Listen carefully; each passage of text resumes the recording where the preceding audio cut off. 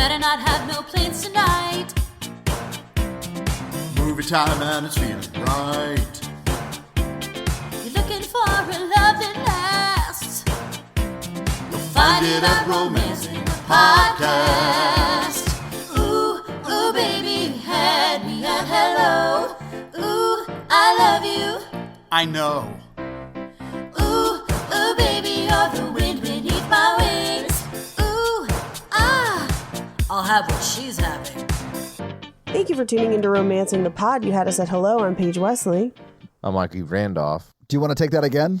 No, I like to sound like I chew rocks. All right, well then I'm Todd Schlosser, and this week Mikey made us watch Four Weddings and a Funeral. So I think this is the first time we had all seen this movie, right? Yes, Yeah. I had heard that this was a quote-unquote classic romantic comedy. Okay, it is old, and that is something that makes it classic. I would rename it Four Borings and a Snoring.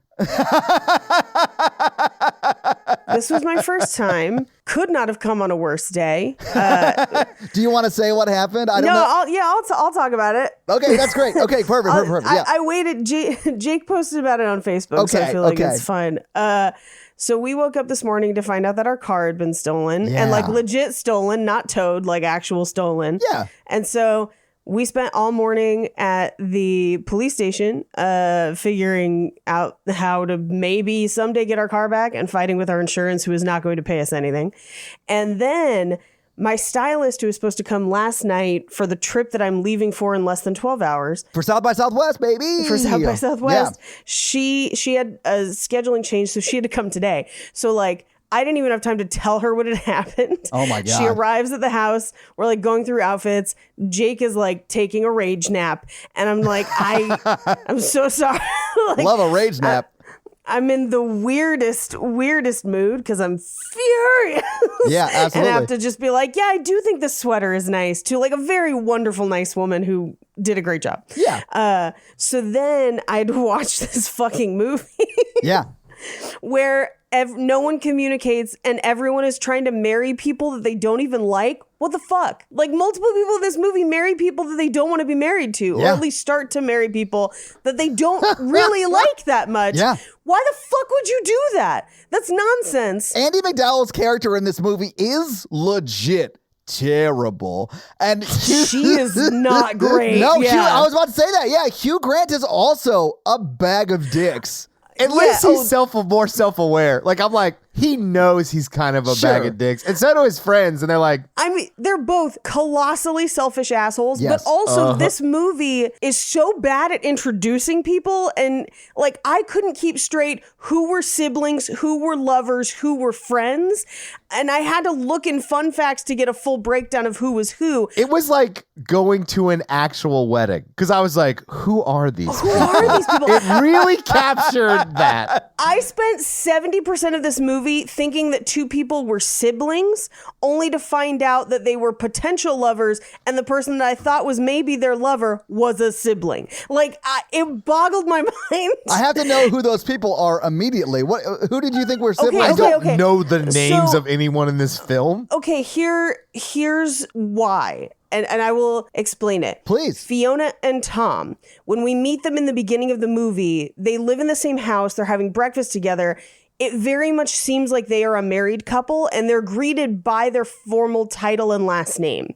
So I thought for sure that one of them, specifically Fiona, I thought Fiona was Hugh Grant's sister. Okay. And that was her husband, whatever. Okay. Then throughout the movie, a couple scenes later, she makes a comment of like, do you think I would still hate him so much if he wasn't my brother? But it's not clear who she's talking about. And I thought she meant Hugh Grant, because in that scene, Hugh Grant is showing up late and causing a ruckus and being an asshole. Yeah. And so I was like, okay, so she doesn't like Hugh Grant, who's her brother. Then we find out that Hugh Grant has other brothers, brother singular, because I thought somebody else was his brother as well, because they didn't establish where that relationship came from. But then further in the movie, Fiona's like, I've been in love with this one person the whole time. I was like, oh my God, how does Tom not know about it? They live together. Like, are they weird roommates? How does she not tell her husband this? I was like, well, clearly they're not married, but like they live together. Like, what's happening? And then she's like, I know I've been in love with Hugh Grant the whole time. And I'm like, what the fuck? Does your husband know? Does your husband know? And I was like, all this time, I thought he was your fucking brother because that's how you were fucking treating him. Yeah. And then, no, it's not. But Paige, I will fully say I understand why you thought they were married. It is weird to be that old and still live in the same house as With your a brother. sibling. Yes. Yes. So I did find that weird, but they're also super rich and eccentric. So like I sort of get it in hindsight. Well, and it's like a castle. Yes, Yeah. exactly. So like They have 80 rooms, Todd. No, they have 132. 137. I wrote Oh, it down. fuck me. That's insane. This is why we need to burn down the monarchy. Like, there's no reason anyone needs that much fucking house. I do love when he's talking about the ranking among who is the richest. Yes. And he's like, no, we're like seventh. Yeah. I thought it was pretty funny. That Branson guy's doing pretty good. Yeah, you mean Yeah, Richard Branson Branson's currently doing going pretty to space? Yeah, he's doing fine. Yeah. Anyway, so I thought they were siblings. And then I thought Matthew and Gareth, they're friends that are a gay couple. I thought Matthew was also Hugh Grant's brother. He is not. No, he is not. They're just friends. Yeah. They're just friends. The only brother of Hugh Grant that's in the movie is David. Yeah, the guy who's deaf. And I love the love story between him and the girl he ends up with. Serena. It's the Yes. most realized subplot, I think, throughout the film. 100%. And they are Yes. the only two. Well, that's not fair. But out of the, I loved Gareth and Matthew. Me too. And then they kill Gareth. It made me so fucking sad. I know. I cried legit the entire time during that funeral, especially when, I'm going to call him his husband. The person who would have been the husband is like giving the eulogy and stuff. I was like crying the whole time. Didn't cry at all the rest of this movie. But in Death's defense, he was not a good wedding guest. Oh, he's the best wedding guest. I loved his dancing. Gareth is the best. Gareth is the best. I also had a moment where they introduced Matthew to give the eulogy and they're like his closest friend. And I was like, what? I thought they were a couple this whole time. They were were. definitely coded as a couple. Yeah. And then I realized it was just them being dicks to them. And I was like, oh, fuck y'all. Yeah. Like, oh, man. Well, yeah, I mean, it wasn't legal in the UK, right? No, it wasn't legal. And that's why. But I was kind of like, we all know. Like, you're at his funeral. Yeah. Say that shit. Yeah, I think it was 2013 where it became legal in the UK, although I'm sure a UK listener can correct me if I'm wrong. But like, I think it's actually maybe earlier than that, but I might be wrong. Oh, is it? We can look it up. Hang on. The Marriage Same-Sex Couples Act of 2013 allows same-sex marriage in England and Wales, and it was passed by the UK Parliament in July 2013. Oh, wow. I realize that that's only the UK and Wales, and there's like more over there than just those two places. So like, What? No, I'm kidding. oh my God. So like, I don't know. Anyway, so 2013-ish, we'll just say that. How about that? Now that I think about it, that makes sense because I was thinking in California, it's passed twice. Yeah. It was passed, repealed, and then passed again. You know why it was repealed? The Mormon Church. Yes.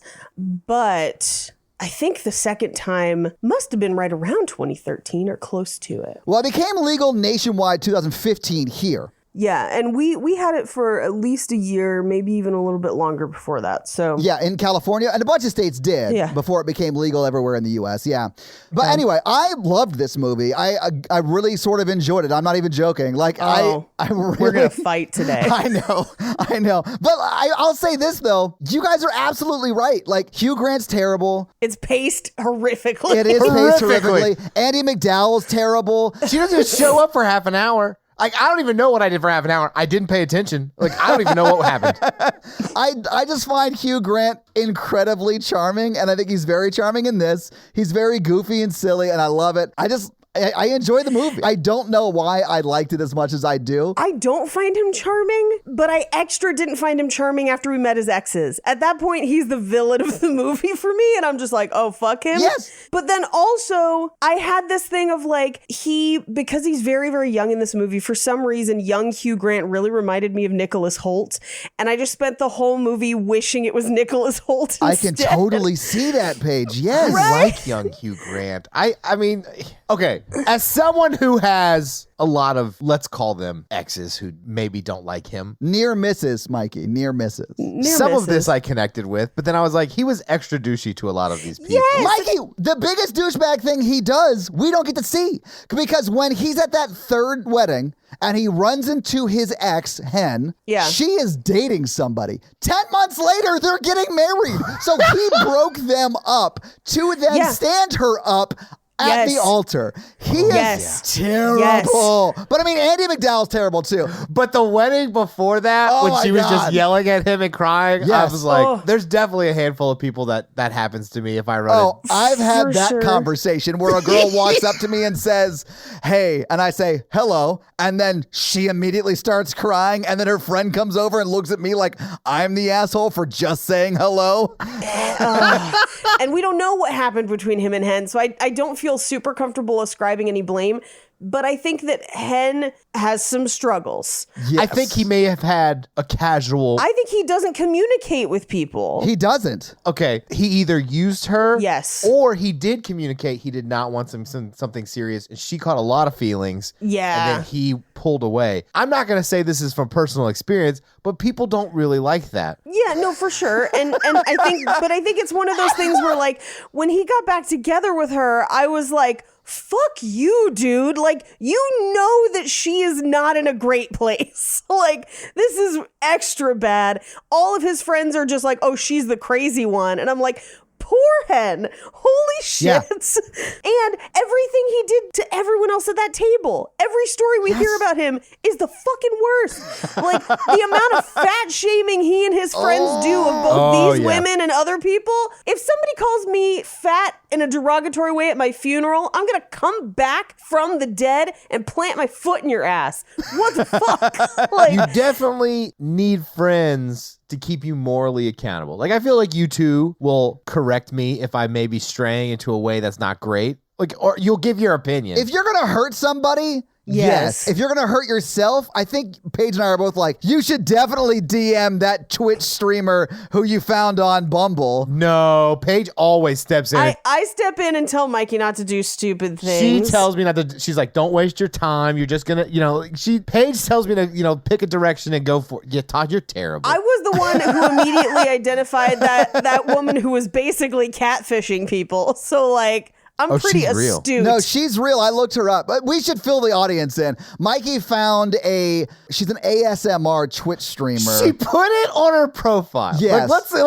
So I screenshotted it and sent it to you. Not just that. On her profile, she's bragging about how she's one of the top, which she's not. I looked it up, and I know people at Twitch. I can check. Yeah, we all do. Like, all it would take is a simple Google, but then also people. That is her full-time job. Well, sure, but it's not her full-time job because there were other things about her that she did not disclose that I guessed, and then we found out were right when we found her on other social media sites. So, she was absolutely using that dating app as a way to rope people into her, let's call them subscription services, which, no shame in the game. You do you. But be upfront about what you're doing. Get the bag, but tell people that you're working on getting the bag. No shame. And that was not the case. She was not being upfront about her bag journey. Right. And I called that one from the jump. I don't know. And Paige, I'll just say this. I think that's pretty obvious when you saw the profile, what she was doing. Be. Yeah. Like you guys said you were like, ha, Twitch streamer. I was like, that is a sex worker and good for her. Yeah. But I don't know why she's not just saying that. There are a lot of them on Twitch and they make good money. There's nothing wrong with it. Of course. If you can monetize it, make that money. And it's legal. So do it. I wish I could do it. I mean. You think I could do it? Mikey, how about you and I start a joint OnlyFans where we Mikey. I'll bring a kiddie pool. We will fill it with gravy and then we'll just sit in it and take photos. Here's what I'll say, Mikey. I do think you could do it. I think you would have more male clientele than female, but not because women don't find you attractive. No, but men find me more attractive. Yeah. I think there's some social conditioning that has gone on that leads less women to invest in their pornography like that. Oh, I'm never paying. No, as in people who would pay you for the content you would put out. I would never do that either. That's what we've been talking about for 15 minutes. I'm just saying, if you wanted to start an OnlyFans, you're probably going to get a lot of dudes because it's a lot more normalized for dudes to pay for things like that. What if I did an OnlyFans where I wrote like sweet letters to people? I think that would take a lot of time. Yeah, I don't think you want to do that, Mikey. I think you want to get in this kiddie pool filled with gravy with me. Let's do this, Mikey. I don't because of your feet hair. I have been vindicated on social media. No. I will have you all know that everyone in the Facebook groups agreed with me that my feet are normal. I've never seen a tweet have so much legs. No, I think it's funny that you're like, I'm vindicated, but there were so many replies that were like, what the fuck, werewolf? Like, It was, well, Paige, it was split. People in the Facebook group were pro Todd's feet. Twitter was very anti Todd's feet. yes, it was. So I'm going to say it's a mixed bag, but maybe we should refocus back to 4 Weddings and a Funeral.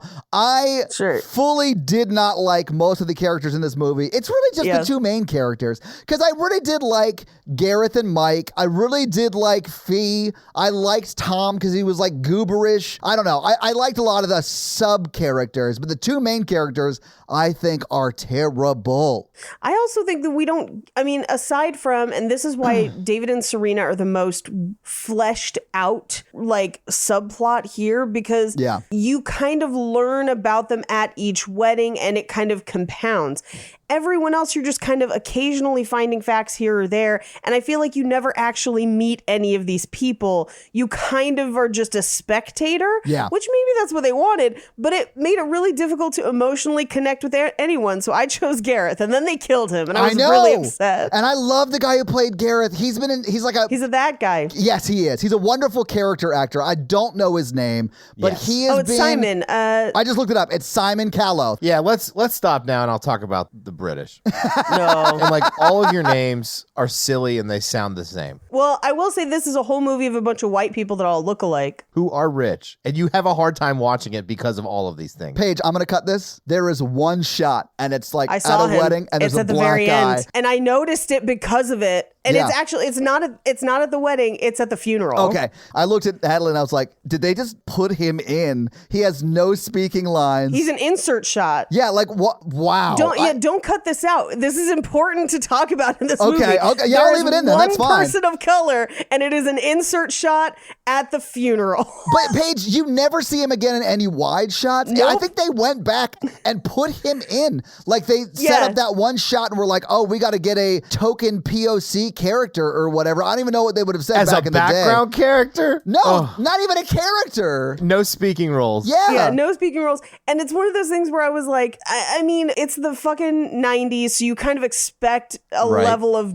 tone deafness when it comes to that. Yeah. But at the same time, I was like, this movie's so not just abundantly white, but just like homogenized, where it's like, not only are these all white people, they're all white people that look the fucking same, to the point where I can't tell characters apart, and it's because of England. I mean, at the end, the rich dude marries his second cousin, so it's like that type of shit. So many things. Yes, distant cousin. like they're doing the epilogue, and in the epilogue, I just typed. I was just like, Tom married a literal family member. Like, what the fuck? Oh, I will say that that's a little less screen time than Andie MacDowell got. I mean, she's in the movie for 10 minutes as a terrible person. I mean, love of his life. Yeah, I do kind of wish I could run into one woman at every wedding I go to who will sleep with me. The same one. Mikey, okay, I have a legit question for you, Mikey. Yeah. Have you ever gone to a wedding, met someone that night, and locked it down? I don't want to talk about this. Yeah, so have I. But romance is in the air, man. Weddings are romantic. Open bar, open hearts. Can't lose. Oh, geez. I think that was the Friday Night Lights motto, right? Open bar, full hearts, can't lose. I have not, but I have definitely been to over 50 weddings in my lifetime. Oh, wow, Paige. Yeah. You could have had 50 different single night lovers. But here's the thing, though. I've been going to weddings since I was young. I went to a lot of those weddings as a teenager. Oh, never mind. I take it back. I don't want to think about that. Yeah, like I probably went to 30 weddings by the time I had turned 21. Okay. I don't have that many friends. Church, sorority. Like her family is like plugged into a community and they like are good friends. So like people invite them places, unlike you and I. But let's say like you live in a small country where you only know 15 people. They all look the same. You marry And each they're all other. related to you and you all intermarry. I also have 18 first cousins on one side. So like cousins alone.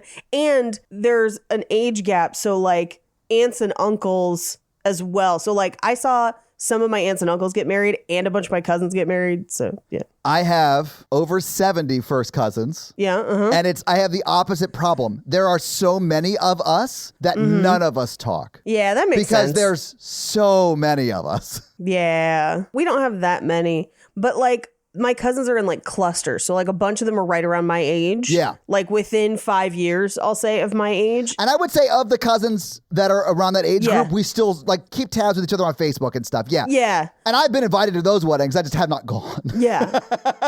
But don't marry your cousin. Maybe we should get into this movie. There's so many people on earth. There's no need to marry a cousin. Diversify your genetic material. This is in England, though, and I feel like when you're the 7th richest person in England, you're probably going to marry a cousin so you can keep it in the family. I mean, that's pretty true because they are monarchical. They're Yeah. close to the royalty. Monarchical? I don't know how But you you say know it. what? I mean, hey, Meghan Markle, Kate, what's her face? My brain wants to say McKinnon, and I know that's wrong. Middleton. Middleton. Yeah, it's Kate Middleton. Yeah.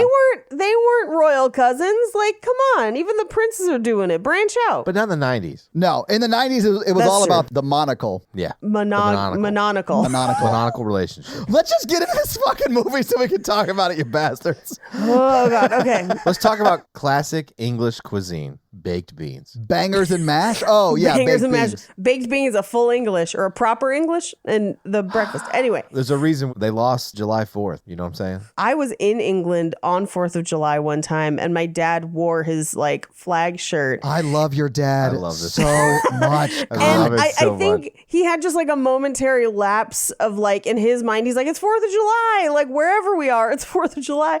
And so I remember him asking a waiter, like, what do you guys typically do for 4th of July? And the waiter was like, nothing. And I was like, Dad, I was like, I think they cry into their tea is what they do. Yeah. Like, what are you talking about? What do you mean? What do they do for 4th of If you're July? from England and you think these jokes are a personal attack against you, they are. Oh, great. Every 4th of July, Parliament sends the U.S. a bill for a shipload full of Of tea. plus interest. I Oh, honestly, man. like, if I was the head of the UK government, I would do shit like that because it would be hilarious. You mean the Queen? No, I mean the Prime Minister. They live in a dictatorship. They actually don't. Like, They I want you to, don't. when we're done with this, I want you to research Magna Carta and Yes. then parliamentary politics. I don't care about volcanoes. Oh, They're a my dictatorship. God. Oh my They're God. not. The queen is just rich. She doesn't have actual power. She has I some mean, she has power, power but in it's the way very that she has minimal. like financial stuff. There's one thing I have learned in my life, and it's the rich have all the power. That's Yes, you know that that's is fair. true. Yeah. Also, she's probably dead. No one's seen her in days. I don't know if you guys are following that story on the news. I'm not, but I will now. Jesus. You guys don't know about this? Oh my God! Oh my God! She got COVID and she's been disappeared. Yes, she's been canceling all her events. No one's seen her in days. They all think maybe she's dead and they just won't admit to it. It's wild. It's wild having a monarchy. I don't know how you guys do it. I want a Death of Stalin type movie about that exact premise. The Queen of England dies, and then they just don't know what to do, and it's like everyone falling over each other. Love I it. just want a weekend at Bernie's where the queen dies and then And they have it's to just- try and make the rest of those events happen. No, God save the Queen. Yes, God save the queen. Y'all thought my jokes were gonna offend people? Like those jokes are gonna offend people.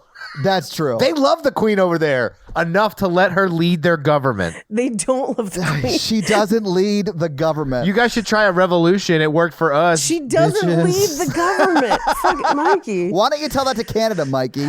She's on their money too. I know. Yes, but they also have a prime minister. They do. Yeah, whatever. They have a prime minister that might be the illegitimate son of Fidel Castro. He Look into 100% it. is. I believe into that it. fully. Look at them. Look at the picture side by side. There's no way Trudeau is not related to Fidel Castro. And honestly, wild. I'm here for it. I love that conspiracy. That's one of my favorite conspiracy Yeah, theories. same. I'm just saying, they should have joined our side in the revolution. No, it was against them, Mikey.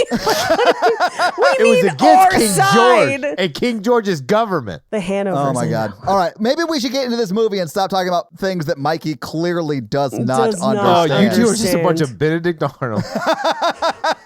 He also on their side, Mikey. That's what I'm saying. You're traitors to the freedom. Traitors to the freedom. Like you have more freedom than they Just do. the concept of freedom. Ridiculous. Yeah, you've got more freedom in your place where you have to like pay for your own health insurance and there's like a housing crisis. I have to make jokes now because I didn't pay attention to the movie. Well, there's not much that happens in this movie. I hate to tell you. I did really enjoy Andy McDowell all wet in the rain. I mean, it did something for me in a way that I did think it was weird that you could see Hugh Grant's microphone in Yeah. the middle of his chest. I noticed but that the whole too. time, I just kept wanting him to be like, I made a bear out of real bear parts for Paul. And it wasn't Nicholas Hoult, and it made me sad. I don't know why. We have to start the movie. Let's Okay, get into the okay. fucking movie, you badasses. All right, boring credits. So boring. very British. Finally, they cut to...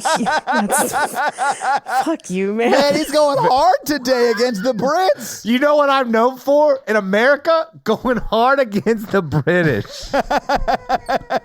You wouldn't date a British woman, Mikey? No, of course he would. They got fucked up. Yeah, he's all about them tea first. You just call me Mel Gibson for the good reasons, which is the Patriot movie. He's Australian! And very anti-Semitic, Mikey. And racist and sexist and Yeah. any number of things. But for you to be like peak American? No. Was there anybody in 1776 who wasn't? You know what I'm saying? Yes. Frederick Douglass. Specifically Harriet Tubman, who helped lead a whole battalion. That's later. Fucking hell. That is, so is Frederick Douglass. It was like 1860s, but yeah. I'm sorry. I'm more of American, not Mel Gibson. I'm a real American, like Heath Ledger. Like Arnold Schwarzenegger or Heath Ledger, who is Also Australian. British. No, he's no, he is Australian, Australian. yeah. You're right. Who are you gonna claim next? Jean-Claude Van Damme? What the fuck, dude? Peak American Frank Dukes. Like, what are we doing? Mikey's the muscles from Brussels, Pennsylvania. You've got Walker, Texas Ranger, and that's about it. And he's in bed with the My Pillow guy. So, like, fucking drop it. I'm not saying America's better. I'm just hating on England today. That's true. Next week, it'll definitely be Chicago. Oh, jeez. Well, we're not doing another Chicago movie next week, unless you're picking one. It's my pick. And I was going to pick something super sad, but I don't think I can handle it right now. So I'm going to have to think about it while we do this. I picked something super bad because I thought it'd be fun for us. Again, I enjoyed this movie. Let's move on. You're a traitor, Todd. What? Why? Because he liked this movie. He looks British. Look at him. Smile. Yeah, kind of. I have Invisaligns. You guys are mean. I'm trying to get it fixed. You guys are mean. It was like the easiest setup.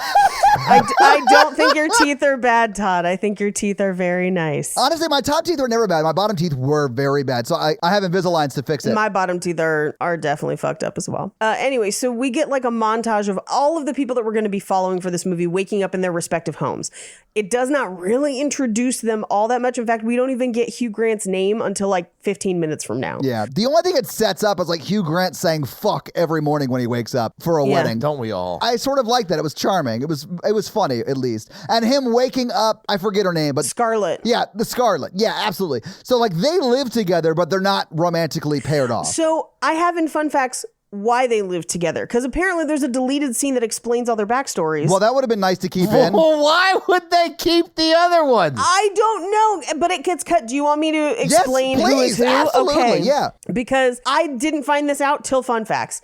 So in the deleted scenes, we find out that Charles, Hugh Grant, Matthew, who's John Hannah, the guy who was in The Mummy and also Spartacus, Blood and Sand, Jupiter's Cock, and then He is great. he's so good. He's so good in this. The eulogy, amazing. I know. And Fiona, who is Dame Kristen Scott Thomas, they all went to college together. So they were best friends in college. Okay, that makes sense. Gareth, Simon Callow, was one of their teachers in college. He was a lecturer, and that's how he and Matthew met and got together. Oof magoof. Okay. I mean, again, this is full-grown adults. Sure. Scarlett was found under Charles's kitchen table after a party and has lived there ever since. What? Yes. Okay. She's like Elf on the Shelf. She is kind of like the elf on the shelf, except instead of leaving her cookies, you just leave her tabs of ecstasy.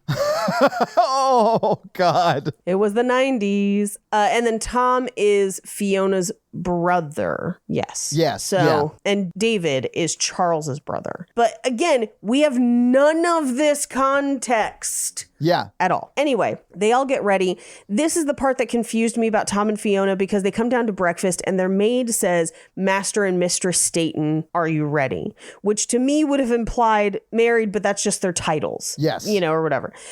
So they all pile into Tom's car and drive, but Hugh Grant and Scarlett are late. So they hastily get dressed. The car won't start. They decide to take Scarlett's car, but it only goes 40 miles an hour. I love the cut from, but my car only goes 40 miles an hour to them like speeding and like what looks like a smart car now, like a very tiny Yes. car, going faster than 40 miles an hour, like passing people on the M1 or whatever. I think it is the M1 because Yeah. then they have to take the B359 or Yes. whatever to get off.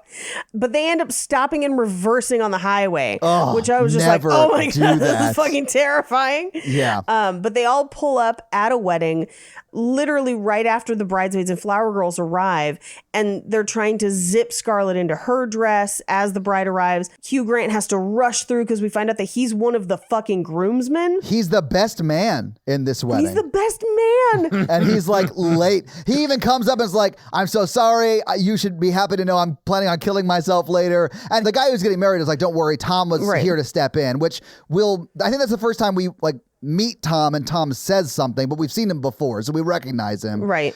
And then he's like, we're good. Don't worry about it as long as you have the rings, Hugh Grant. And he's like, I do Right. have the rings. And he pats his coat. And he clearly does not have the rings. Doesn't have them. Yeah, exactly. You can just read it on his face even before he officially tells you. You're like, he doesn't have the rings. Yes. I connected with this scene in a way that I was like, man, I also have ADD and late and forget things all the time. Yep. Hopefully not in a best man situation. Yeah, I mean, I am the best lady, matron of honor. Matron of Matron. honor because you're married. Matron of Yeah. honor because I'm already married for a wedding in the fall. And I hope I don't. I mean, I guess I don't have to hang on to them. We had our officiant hang on to ours. Yeah, I don't understand why you would give the rings to the best man before the wedding. Like, why would you give them to him before it? Okay, so when I officiated that wedding in January, Yeah. I was so nervous. Like, one, I'd be late. Two, forget things I was going to say. Forget the rings. Because I had all that. I had to do all that stuff. Yeah. And I was scared to death. So I had like note cards with everything I had to say. And then I had the rings like close to me. It went well, but I was like, it was a lot. Mikey, you can officially marry people? Yeah. Yeah. I need to get ordained or whatever so we can do that. Yeah. And then that should be like the highest tier of the romancing the pod Oh, level. that we marry you? I mean, you have to account for like travel, but Yes, it's super of course. easy to get ordained. Like it took me 20 minutes. Yeah, it's just like you file some paperwork online, and then depending on your state, you usually have to file like one other thing, like depending on what state you're ordained in or whatever. But Okay. like, yeah, it's stupidly easy. Okay, so he spots Annie McDowell, gets distracted. The bride enters. We get into the ceremony. They're criticizing her dress, even though it looks like every other 90s wedding dress we see in the movie, pretty much.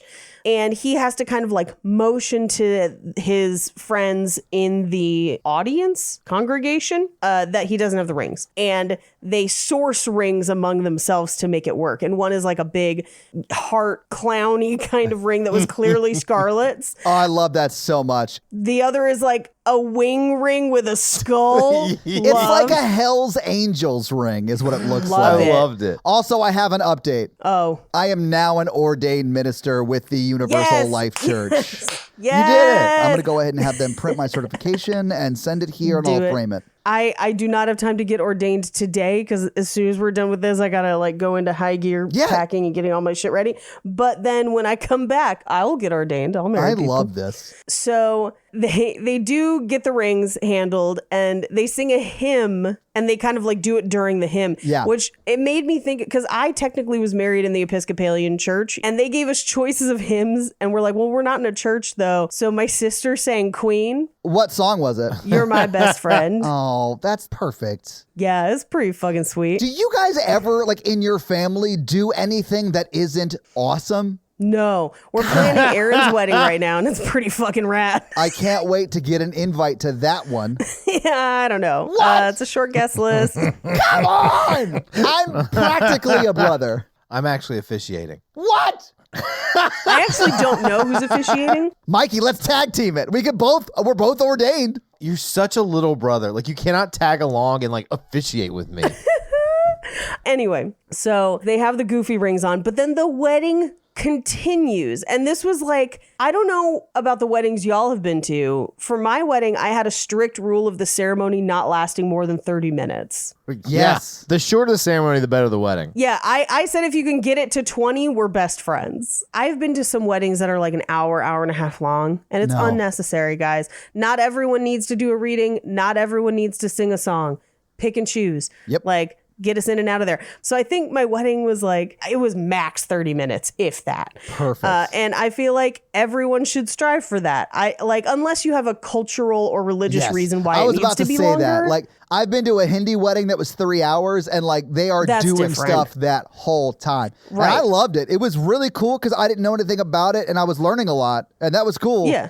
And that wedding had some of the best food I've ever had in my life. sure. But unless it's like a cultural thing, keep it as short as possible. Or a specific religious thing. And this wedding is a perfect example of like 4 different people sing or do readings or do things. It's not an open mic. It's not arts and crafts time.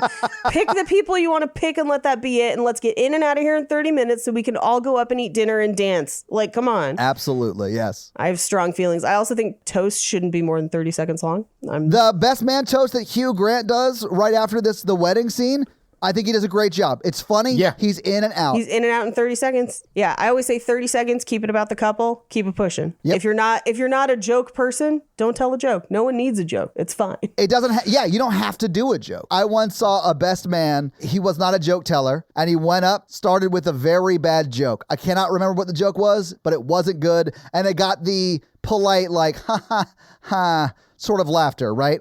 And then he goes, my dad always told me that when you start off a talk, there's nothing like a good joke. And I guess that was nothing like a good joke. And everyone laughed. Like, he had that in his pocket. And I was like, I have so much respect for you. So we cut to after the wedding, and this is where we meet a lot of the people that we previously have just seen in a montage. So like, this is where Gareth is talking about Scarlett's dress with the like Protestant orange, ecclesiastical purple, the perfect marriage of heathen and Christian traditions. Like, that's why you wore it, right? And she's just like, oh yeah, sure. She didn't wear it because it looks just like something Cyndi Lauper would wear. That's for sure. Honestly, I want that dress though. It looked great. She's definitely like the Cyndi Lauper character of this She movie. is, yeah. And I love her. She's great in this movie. She is great.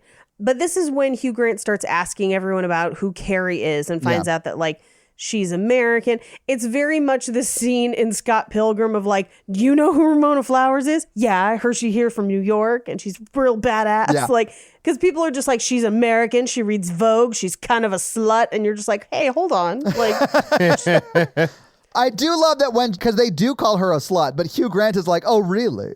yeah, oh, really? He's like, oh, I'm now more interested in it. Even though I'm not going to do anything with that information, but also didn't ask for value judgments, just facts, bitch. Anyway, but this is where she says, do you think I'd hate him as much if he wasn't my brother? And again, we're not sure who it's directed as. That's why I thought she was married for like half this movie. Yeah. So we cut to them going through the processional, basically the receiving line for the wedding where they get to see the bride and everything. I loved the lead up to that because they're like walking up and they're like, I never know what to say at these things. And they're like, just go with the standard, like, you must be very proud. And then you see all of them say that to the processional. Every single one of them, so yes. funny.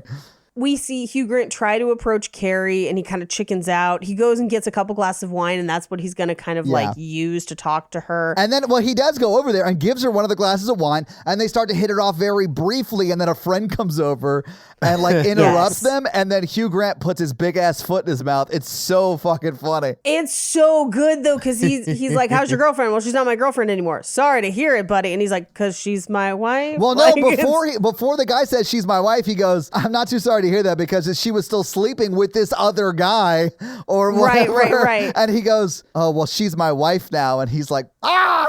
I mean, he doesn't say that, but like, you can see in his face like, oh, okay. I love later that night, later at the first wedding, you see him and his wife sitting next to each other. And he's like looking at her like he's very upset. Yeah, they're like not Yeah, speaking. it's I do great. love kind of the other wedding guests that end up at each one of these weddings, and a lot of them are the same people, but Yeah. in like different pairings and mixtures. Yes. Anyway, this is also where in this kind of them like making their way through the wedding where we meet Rowan Atkinson's character, who's like an aspiring priest, Yes. and Fiona just keeps talking about sex, and he's just like, ooh.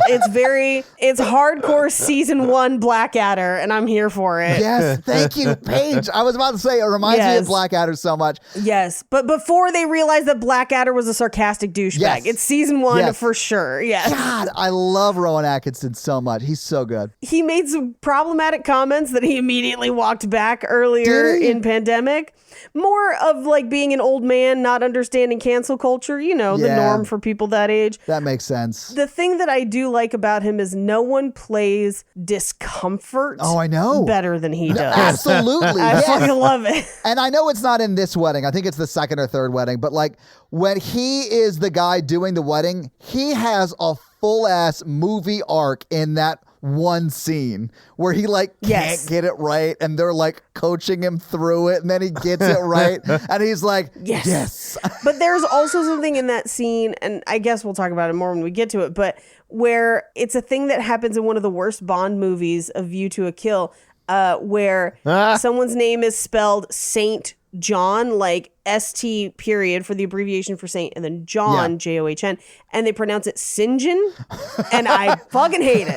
Hate it every time I hear it. That's not as what, and it's this like Sinjin Smythe, like it's like they're trying to abbreviate, and there's one of those in the multi-name Yeah. thing that he's trying to do with the vows, and he bungles it a couple times, and I'm just like, yeah, you could just say St. John. Yeah. Like, I don't know why we're doing the Sinjin nonsense. Don't email me about it. I don't care. Anyway, so we cut to Hugh Grant. I almost said Hugh Jackman. That would have been a very different movie.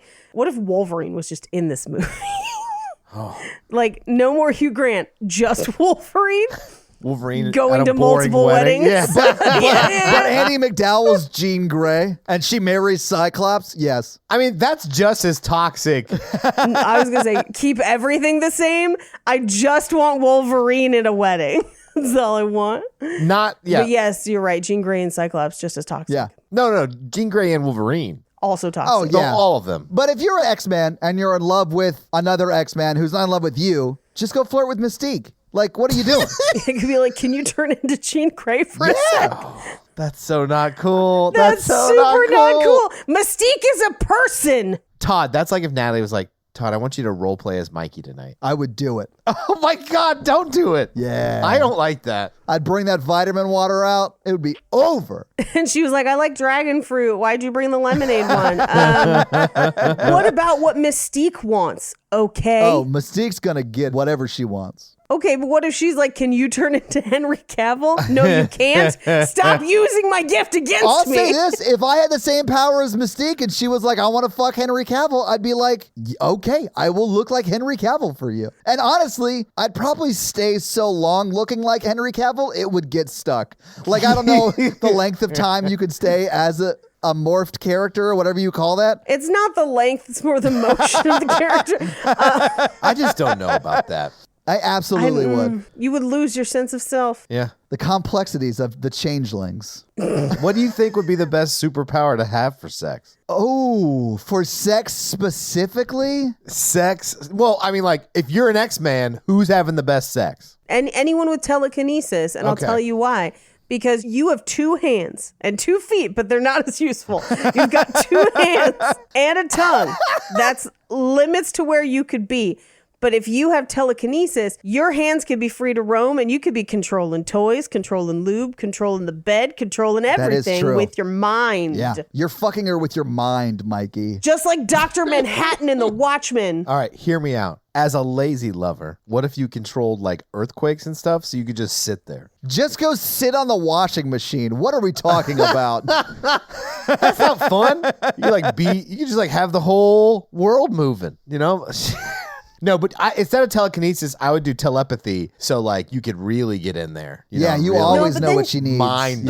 Fuck You them. would immediately know if they were thinking about somebody else. It might ruin it for you. Well, then you could take that thought out because you could like just invade their brain or whatever. No, you don't just get to remove it. You just get to hear it. Yeah, I don't want to read. I would never want to read people's thoughts because I know my thoughts, and I don't want anyone to ever hear those. Yeah, I don't want to read people's thoughts either because I also know your thoughts, Mikey, and they are terrible. Todd can read our minds. Mikey, I'm not really comfortable with Todd reading our minds. I don't think he can read our minds. You don't think I can, Mikey? That means there's part of you that thinks I can. What X-Men character am I thinking about in a sexual way right now? It's probably Mystique. No, it's not Mystique. Is it Rogue? I was thinking about how Magneto, if you had Magneto's powers, you could control those Benoit balls. And how that scene in that movie in X-Men 2 would have been like way more hilarious if that's how he got out of the prison. She just sneaks in Benoit balls. And then they're spinning in his hand, you know? And you're like, oh, those were like a person, and he pulled them out. Yeah, like, man, I bet she had the best Saturday of her life. Too much iron in your vagina. But you would need the correct sound effect, Yeah. I'm sorry. See, Todd can't read my mind because that was a really specific weird thought that I was. would definitely not want people to read just passing me on the street. Hey, girl, is that Alkali Lake, or are you just excited to see me? Oh my god, I love X-Men too. That's one of my favorites. Yeah, it's great. Yeah. But how much better would it be if like a woman came in and he's like, oh. And you just hear like a exploding out of her pants. The front. Here's the thing, though. The comedian in me always wants to craft this as a joke, and he would need to pull two other things that couldn't help him out first. No, I would cut to her boyfriend across the office being like, oh shit. Oh no, I forgot she had that meeting with Magneto today. No. How did metal get in this building? Oh, Because I'm picturing him like a stapler. Like Stabler, I barely know her. Now that we know what Mikey wants to do with the Benoit balls, let's move on. Yeah, pull 7 wings out of a lady's vagina with magic. Why is it wings? Because it's all about the chicken, Todd. We're pivoting to a Paige, chicken podcast. Think about that scene where they're spinning in his hand and he kills all the people, except what if they weren't in his hand? They were in a woman. I mean, I have been thinking about it, and I'm like, somebody make one of these. I'm pretty sure they do make. Have you ever wanted a tornado in your snatch? Get ready. Twister. It's got to be Twister. Twister. That's not a romantic comedy or a horror movie, but I love that movie. We should invent that sex toy and just call it the Dick NATO. The Dick NATO. But that I'm just picturing like a dildo helicoptering, and that's not the same. No, that's not what I'm thinking. No. That's not the precision of the of the balls. The ball pit. I don't hate that name.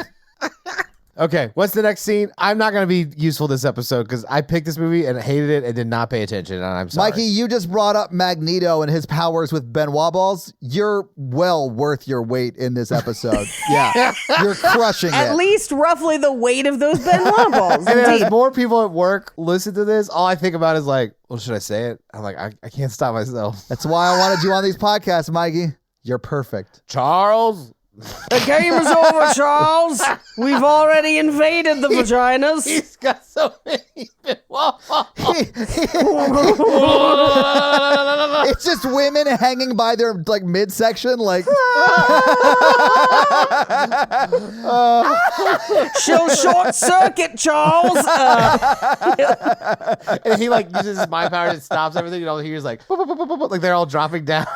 Or no, they're like, you fool, that amount of rust, you can't control it. I can't. Okay, we've got to move on with this movie, or else we're going to talk about the implications of sex toys and the X-Men this whole time. Is that a podcast? Each week we go over a different Marvel character toy. and how they would be at sex. That podcast has to exist, right? It does now. Maybe. Let's do it. It does. It does now. Can I get you cunts a sex toy? Sex next to it. Anyway, so Hugh Grant goes over to talk to his brother, and this is where they're signing.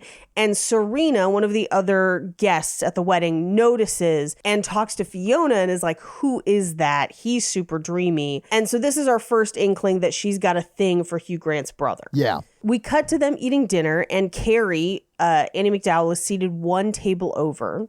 Scarlett sits down, and she just immediately kisses the person next to her on the lips, a person she does not know, and then just says, don't let me drink too much, I get too flirty. And then we cut away. Yeah. We don't really see her for the rest of this wedding all that much. I'm pretty sure I know what she's doing. Pretty sure. Flirting with that dude, yeah. We cut over to where Hugh Grant is sitting, and he's seated next to like an elderly relative of the bride and groom. And he says, hi, I'm Charles. And he's like, Charles died 20 years ago. And he's like, I think a different Charles. He's like, I know my own brother. I love how that guy comes back at the end, too. I do too. Yeah. Oh, so funny. But then Hugh Grant gets up and gives his speech, and it's great. I'm not going to rehash the whole thing, Yeah. but he plays it pretty perfectly and does a toast. They sit back down. Then they start their first dances. Their first dance is to Crocodile Rock, which I love. Love it, too. So good. And no one, not a single person at this wedding can dance. I'm sure it's because of the amount of whites at this wedding, but also as they were failing to dance, I was like, how did they conquer most of the known world? Like, I was just like, how did the British do anything if they cannot follow a rhythm? Well, you see, that was hundreds of years ago before the inbreeding was as bad as it is now.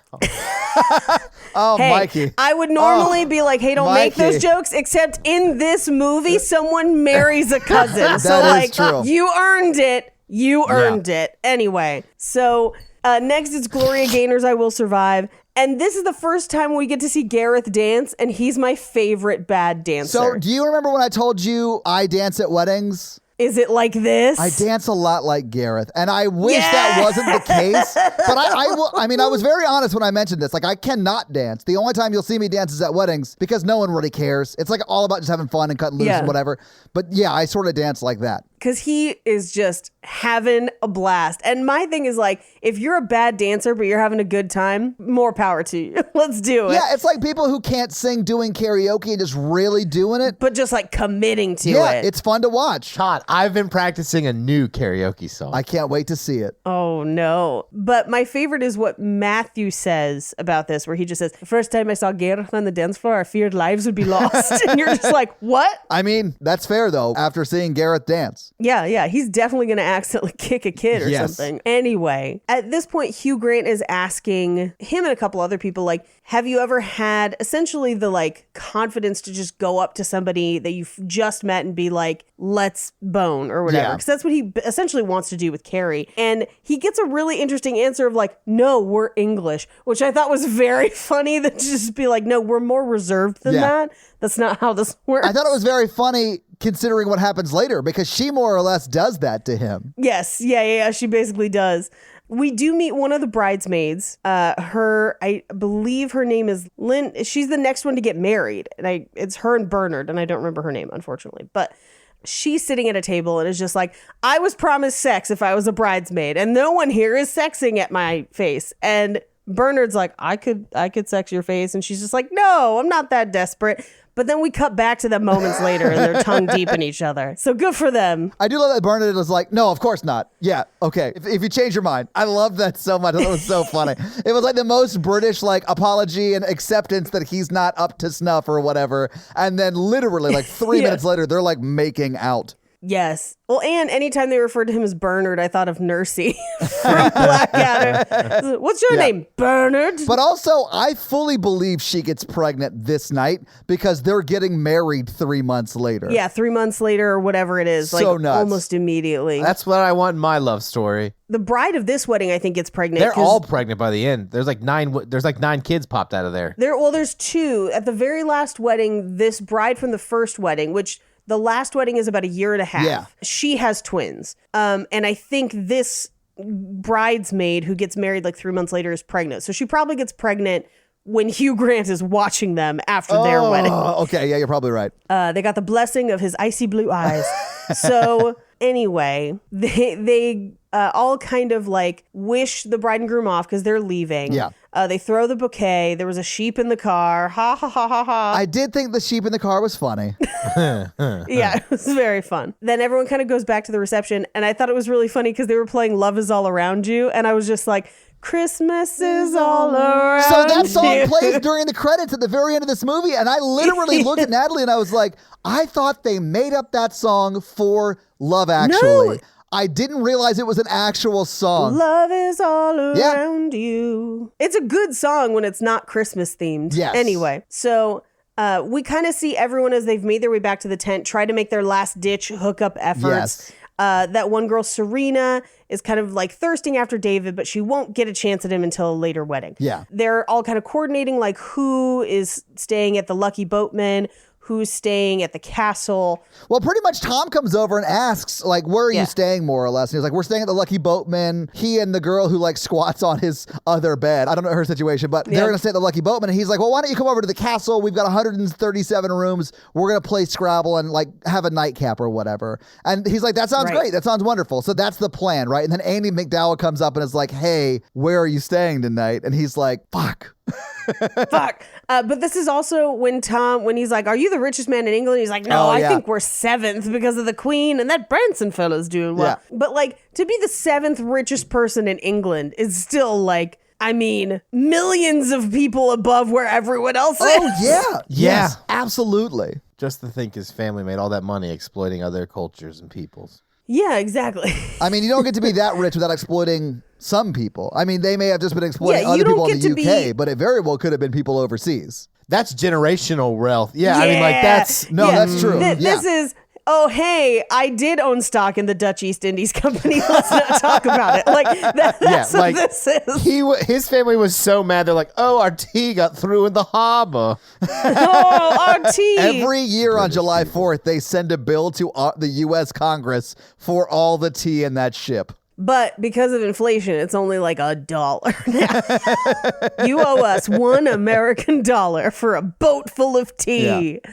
Anyway, so they're all kind of dispersing, and then Carrie comes up and is just like, yo, where that dick gonna be later? Which is essentially what she's asking. Yeah. I don't know why he didn't just invite her or ask Tom if he could invite her, you know? Yeah, That's what I would have done, honestly. Like, hey, a bunch of friends are going back to this fucking castle with You should come 137 with rooms. us. Yeah, because at the end of the day, like, even if you don't hit it off and you don't hook up, there's like, I don't know, 130 other rooms she could stay in. Yeah, like, She can see it. yeah, so it's Yeah. fine. I can't even imagine that many rooms. Are they themed? Like a haunted house? Or like the wedding, the Where's hotel I Mr. got married Pumpkins? in that has about 137 that are all themed. Oh, David S. Pumpkins is part of it. No, he's not, because he's American. Yeah, his own thing. I think we're the only people I know that reference David S. Pumpkins, but I love it. Yeah. No, I love David S. Pumpkins. Me too. So she reveals that she's staying at the pub that he was supposed to stay at. And instead of just inviting her, he's like, maybe I'll. And she's like, okay, bye. Yeah. And like, you clearly aren't picking up what I'm putting down. Yeah. Which is these panties onto the ground, sir. So she walks away. And they all drunk drive back to that castle. And on the way, On the left side of the road.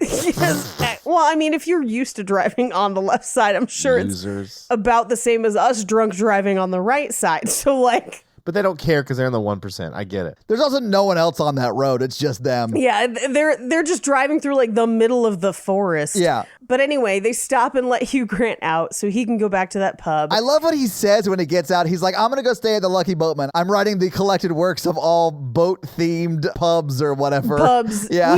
We never find out what he does for work, by the way. I think he writes travel books, Paige. Yeah, he's actually I mean, writing. but this is the only Oh, reference. I don't really think he does. I mean, Okay, I okay, so- honestly feel like he lives off of his rich friend who's the 7th richest person in the UK. Yeah. How much could a banana really cost? $10?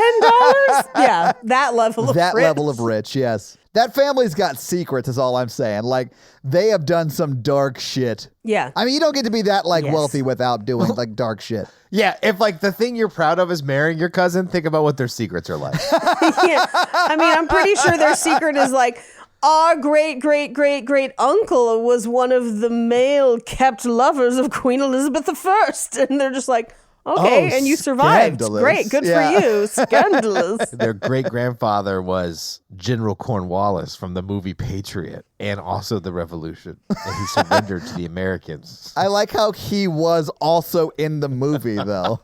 Like, they brought back the actual General Cornwallis to play himself in the movie. If you look in the credits page, it says General Cornwallis as himself. So he got himself a gem. He got himself to a ring of stone circles, and then he went through time to fulfill his great purpose of being in the film Patriot. And then he saw a casting call for himself. It was fate. And actually, he came in third initially. What is he, Charlie Chaplin? Yeah, exactly. Yeah. But then he came back. I hear that Dolly Parton one time came in fourth in a Dolly Parton impersonator contest. I believe it, but that's wild. Do you guys like that I just use all of my good stuff the day to day and I just bring the fumes of myself back to the podcast and I'm like, here's some dumb shit. Take it. Yeah, it works. Take it. Don't change a thing, Mikey. Take it. I'm running on empty and I can't run. I can only jog. Jogging on empty. There is a really dramatic version of T-Pain's I'm in Love with a Stripper, and I'm learning it for future karaoke. Yes, Mikey. I bet it's terrible. I can't wait. So he goes to the pub and he goes to check in. The desk is empty, but she's sitting in the lobby. And he tries to claim like, oh, there wasn't room for all of us. And he's like, oh, it was a castle, but it's not a big one. Just one up and one down. Pretty unusual, which I think is really, he's implying that it has 2 bedrooms. Yeah. Like a 2-bedroom castle. Anyway, they order whiskey. And as the guy goes to bring them whiskey, another wedding guest comes down and is like, have you seen Carrie? I think I'm in there. And you're just like, oh, no. I love when he says, I think I'm in there. You see Carrie, who is no longer in the chair she was sitting in. She's hiding behind the couch. She pokes her head up and looks at Hugh Grant.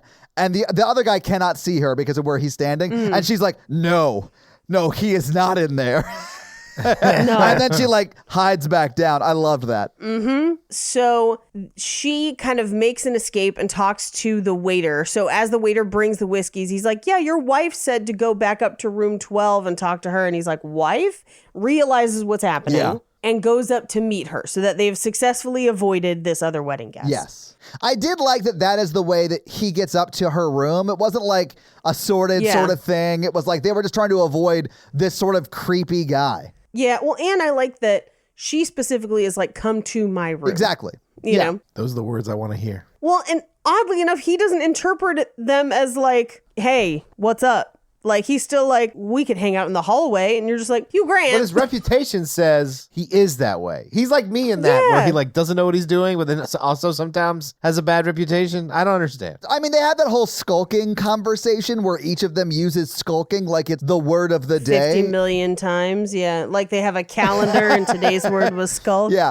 But I think he just doesn't want to pressure her or whatever. And she's just like, hurry up and get in my room so we can fuck. Like, that was the vibe I got. Yeah, well, and she eventually makes the first move. She ends up going 90. Well, no, she goes like 100 and then 100 again. And then finally he goes 100 back. Well, they have the whole conversation about what kind of kiss is appropriate at a wedding, right? Yeah. And she kisses him on the side of the face, sort of on the lips, but more on the cheek. And then the second time is when they first kiss on the lips. And then it's definitely down to Pound Town after that. Yeah, because, and this is a very kind of sweet sex scene and whatever. Like, it's cute. We don't know that they're terrible people yet. Yeah, there's nothing wrong with it. Yeah, I mean, they're both good people as far as we know. We learn better, but yeah, we have no idea. Yeah. So we cut to, she packs up the next morning while he's still sleeping, and she's like, I gotta go. It really bothered me that they did not kiss each other goodbye. I mean, if you woke up and you want to leave, that's not something you do. I mean, that's fair. I guess I've just never had that kind of a moment where I didn't want to see that person again. well, and I don't know that she doesn't want to see him again as much as she's realistic about the potential to see him again, if that makes sense. That is fair. And she also is fully dating somebody. So Yeah, we don't know it yet, and she hasn't told him because they'll run into each other only a couple months later and she's already engaged. it's 3 months later and she's engaged. Yeah. Yeah. So I assume that she's already dating that guy. Or has maybe at least already met him. Yeah, I don't know. Yeah. I mean, I think she was dating him just because everyone in this movie is terrible. Yeah. Well, and she has no problem cheating on him later. Like zero. Exactly. That's the reason I think that they're already dating, because later on, the fact that she's with somebody else does not stop her from sleeping with Hugh Grant. I mean, the only piece of evidence that maybe says they weren't is that when she's listing out all the people she slept with, Hugh Grant is first. So if they Oh, that's are true. dating, they Yeah. haven't slept together yet. That is true. You're right. Or she's just lying. Or she's lying, but they could already be seeing each other. Who knows? So she does this like play thing of like, well, when are you announcing our engagement? I figured we're getting married because we slept together. And then it's like, ha, just joking. I did think that was pretty funny. But so Lydia is that other bridesmaid's name, because we cut immediately to the next wedding, which is Bernard and Lydia. Yes. They're late again, except this time Scarlett has a wig and she's the bridesmaid. Yeah. Hugh Grant's not in this wedding. Right. He's just attending. He's just attending. They have to run on foot. And at one point, Scarlett loses a piece of her dress. She also has a terrible wig, but she loses this back bow portion of the dress that keeps the dress closed. Yes. And so we can see her full underwear and stuff later on Yeah. when the whole back of the dress is open. I love that while they're running to the wedding, they're like running down the street, and it starts off with a shot of just like a street with two people running on it, not Hugh Grant and Scarlett, like two exercising people running on it. And then you see Hugh Grant and Scarlett like sprint past them, like putting on their like putting on their like wedding clothing. It was so funny. That would be me running. Yeah. So slow where I'm like, oh my God, that guy's putting on a full tux and is faster than me. I hate running. He's wearing leather-soled shoes and he's beating me in this foot race. We also we do find out that the reason that they couldn't take a car is because her car is booted. Yeah. And his car won't start, which I thought was pretty funny. Regardless, they do make it to the wedding. Rowan Atkinson's officiating, and it is the bridesmaid and the guy who were tongue deep at the last wedding. Yeah. 3 months later, they're getting married. But as Rowan Atkinson starts, he is bungling. It seems good at first, but then he gets to like the Holy Goat, and he's like, I'm sorry, Holy Ghost. And then he can't get their names right. I love Then it. there's the whole confusion of the St. John versus St. John. And then he finally gets their names right, but then it's awfully wedded wife and holy spigot. Yes. And finally gets through the whole thing. We cut to them doing photos. People keep walking through their wedding photos, which is wild. It is very funny.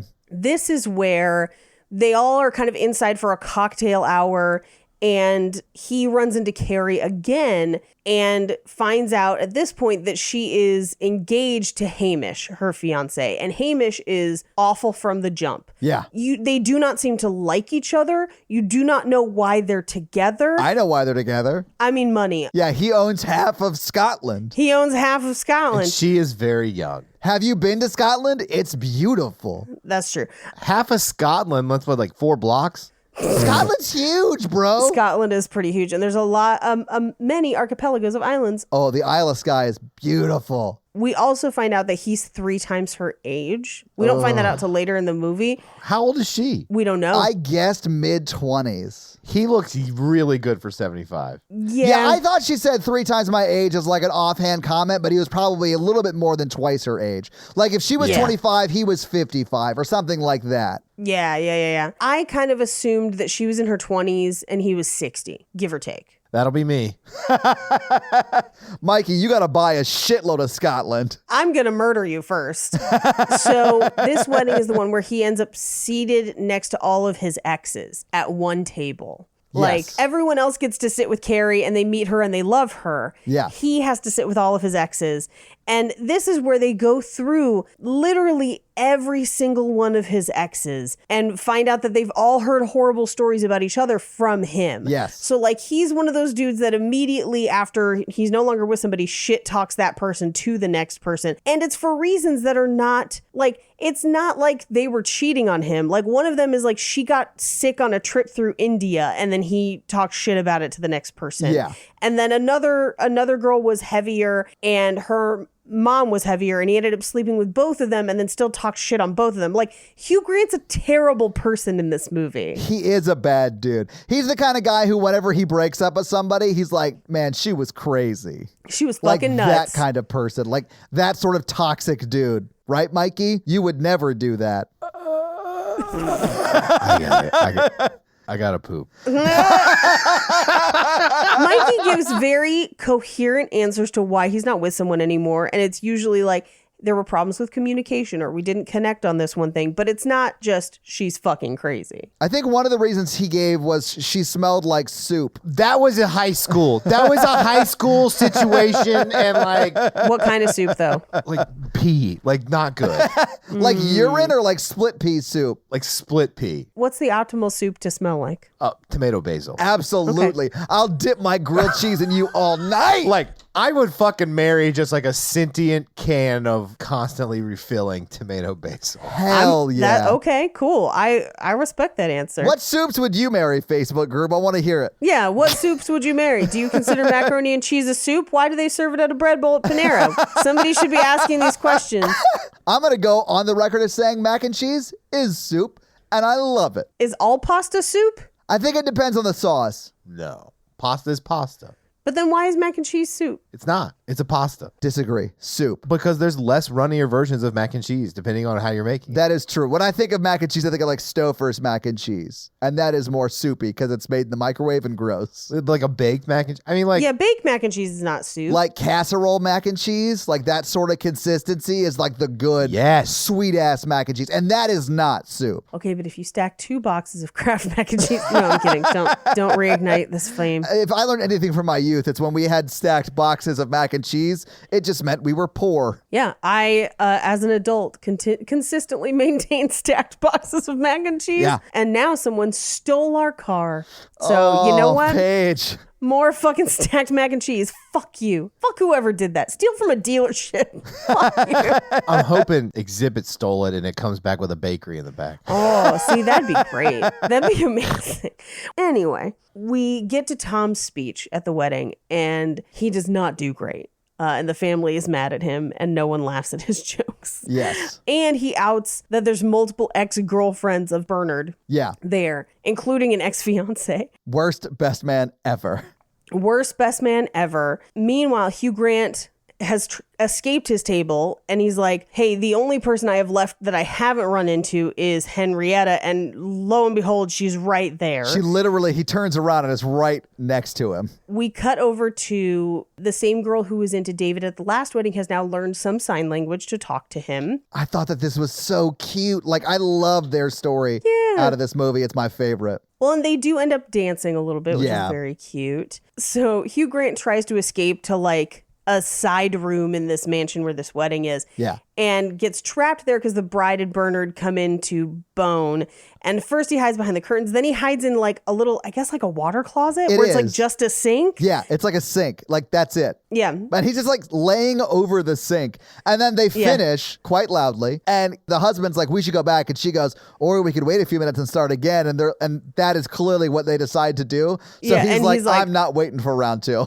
Yeah, I got to get out. Yeah. So he leaves, and no sooner has he left the room than he runs into Henrietta, and she just immediately starts like crying Yes. things that her therapist has told her about him. Yeah. To the point where it is very uncomfortable. And it's a situation of like, if you want to have this conversation, this is probably not the time, and you're probably not in the best emotional state to do it. And he like extricates himself from that conversation, and it's just immediately like, oh, she's crazy. And it's like, okay. I mean, I'm not going to say that she maybe did not pick an appropriate time, but it sounds like you've treated every woman you've been with badly. And so maybe she's got some critiques. There's a reason she has those feelings. And I'm sure they're super valid after watching this movie. Oh. Are you about to take Hugh Grant's side, Mikey? No, I'm not taking a side. I've been there. You know, I've been there where you just like let's say like you date someone for a little bit and then like you stop dating and then you think you miss them and so you're like, oh, I think I want to get back together with them. So you do, and then you're like, oh my God, no, I don't want this. Oh no, Mikey. And then like you know that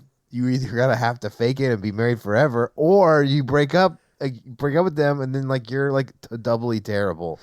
And then they want you to go to lunch so they can talk to you about 30 minutes about how terrible you are. Yeah. At Oscar's Taco Shop. Were the tacos good then? They tasted a little bitter. Okay. All right. Wait, Well- was it the tacos that tasted bitter or the conversation? The whole atmosphere was just bitterness in the air, and like it was longer than 30 minutes. And it was one of those situations where I just was like, you have to sit here and you have to take this because you are making this decision, so you have to just deal with these consequences. Yep. I've had those kind of conversations too.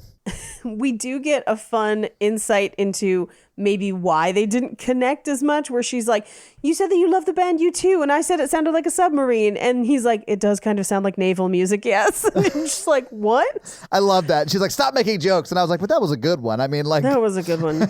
Now, Carrie, who while he was hiding from the bride and groom having sex, he saw them leave out the window, or at least he thought he saw her leave out the window. But she comes back to find him, and she's like, I'm leaving the wedding now. You should come with me and keep me company. And he's like, you're engaged. And she's like, no, it's fine. You're not that cute.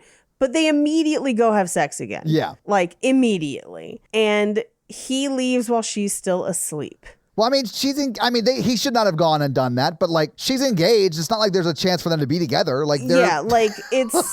I think there's more of a chance now. Yeah, I mean, it's bad all around. It's bad all around. Yeah. And so we cut to basically the next Saturday, where Hugh Grant wakes up and Scarlett is bringing him breakfast in a sweater that I'm obsessed with and might have to try and make. But he gets another wedding invitation, and it's to Carrie's wedding. Yeah. And it includes a list for their registry. So he goes to the store to try and buy her something, and there's nothing under £1,000, which is wild. Why would you invite the guy you cheated on your husband, or soon-to-be husband, with to the wedding? Like, that seemed so weird to me. Well, here's the other part of it.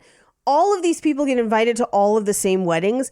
And for the past two, we've kind of had an idea of how they maybe know each other. Yeah. And like how they end up at these weddings. Carrie's an outsider. She's American. She's American. She's like somebody's work friend that somehow got invited to these two different weddings, but we don't know how she's connected. And then her wedding has like none of the same people at it. Right. So it's like she had to deliberately invite him and his group of friends to be there. Yeah, I wish she would have married just like an older person in the background of one of the other weddings, so it made more sense. Yeah, something, I don't know. But maybe she did, because they all look the same over there. I think the reason they get invited to her wedding, or at least his friends do, is because, I mean, I think she invites him deliberately. I think so too. But I think she invites his friends because they sat with her at the last wedding and now they're friends. Could be. And she does invite his brother in this scene, and she says, I want to have as many friends there as possible, as opposed to the terrible people that Hamish is inviting, because it's just all old people because he's old. Yeah. Well, she invites the brother after she takes him dress shopping. Which is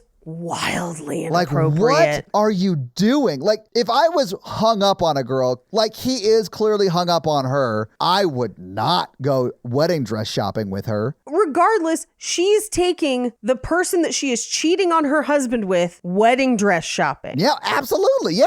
Paige, I know it's terrible on either side of it. It's okay. It's not like he tells her he's in love with her right afterwards. Literally in 10 minutes he does. Like, right.